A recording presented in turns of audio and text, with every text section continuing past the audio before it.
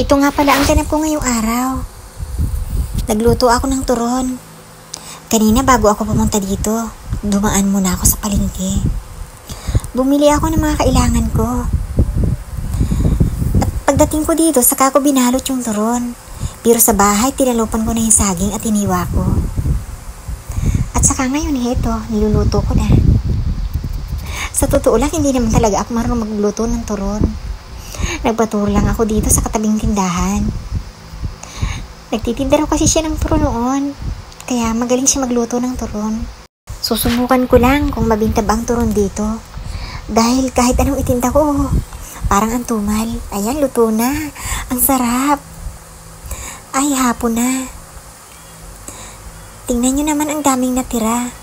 5 piso na nga lang ang isa, hindi pa naubos. At saka ito, hindi ko lahat niluto dahil sayang naman. Kung lulutuin ko lahat, ganun din. Masasayang ito. Iuwi ko na lang sa amin.